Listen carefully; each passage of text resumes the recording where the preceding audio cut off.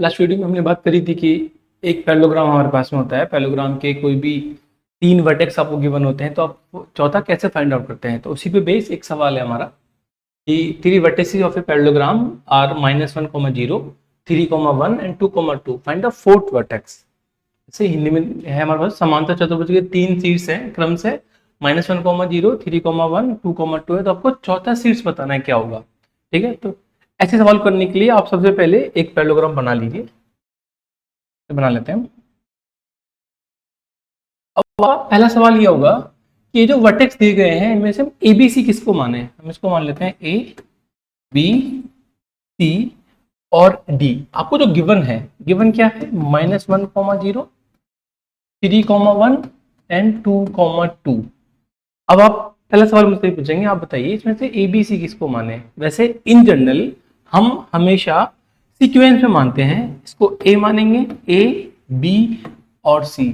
लेकिन यदि आपको लगता है कि आपको ABC नहीं मानने हैं, आपको B से स्टार्टिंग करनी है, आप B से कर सकते हैं स्टार्टिंग, B, C और D, लेकिन मानने सीक्वेंस में आपको तो फोर्थ अपने आप आ जाएगा। फोर्थ का नाम नहीं पूछा आपको कि फोर्थ ABCD नाम दिया, वो नाम नहीं पूछा गया आपसे, केवल कोऑर्डिनेट्स पूछे गए, आपसे केवल निर्देशांक पूछे गए हैं कि फोर्थ के निर्देशांक क्या होंगे।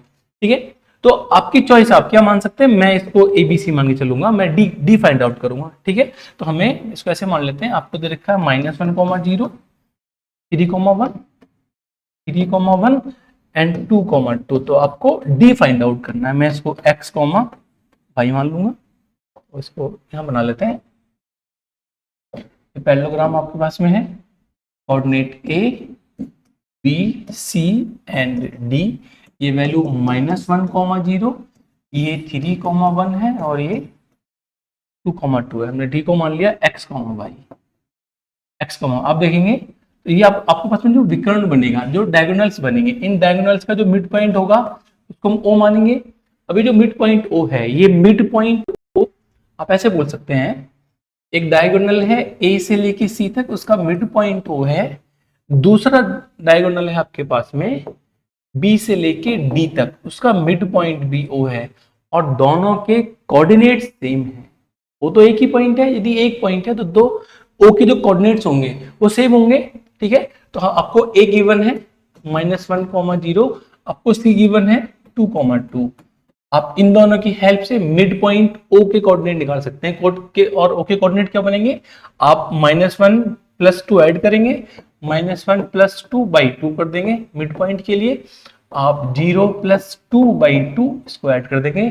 तो कोऑर्डिनेट क्या बनेंगे आपके, कोऑर्डिनेट यहां से कोऑर्डिनेट बन के आएंगे आपके पास में, this is 1/2 and this is 1। Mid point of A and C is 1/2 and 1।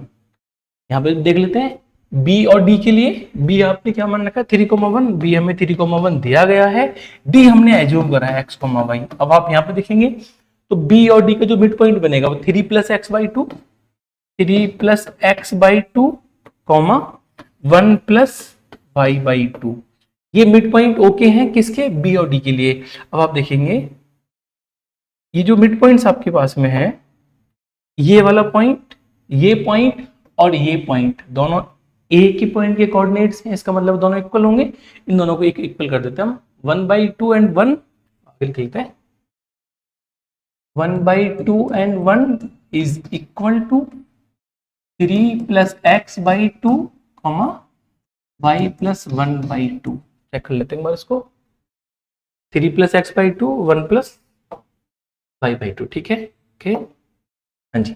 अब देखो अब क्या होगा, अब ये वाला पॉइंट इसके बराबर होगा और ये वाला पॉइंट इसके बराबर होगा, तो हम यहाँ लिख लेंगे 1/2 बराबर 3 + x/2, 2 से 2 कैंसिल हो गया, हम बोलेंगे 1 बराबर 3 + x, 3 जाएगा इस तरफ, अब बोलोगे x बराबर 1 - 3 और x की वैल्यू हो जाएगी -2, की वैल्यू हो जाएगी -2। सेकंड चेक कर लेते, 1 बराबर y + 1/2, 2 का हमने करा मल्टीप्लाई यहाँ पे, 2 बराबर y + 1 और 1 जाएगा इस तरफ, आप बोलेंगे y बराबर 2 - 1 विच इज 1। आपको जो कोऑर्डिनेट बन के आए, फोर्थ वर्टेक्स के जो कोऑर्डिनेट बनेंगे आपके पास में, या जो फोर्थ या जो चौथे शीर्ष के कोऑर्डिनेट बनेंगे वो क्या बनेंगे आपके पास में, -2, ये कोऑर्डिनेट बन के आएंगे। ठीक है। आई होप कि आपको क्वेश्चन समझ में आया हो। Thank you so much.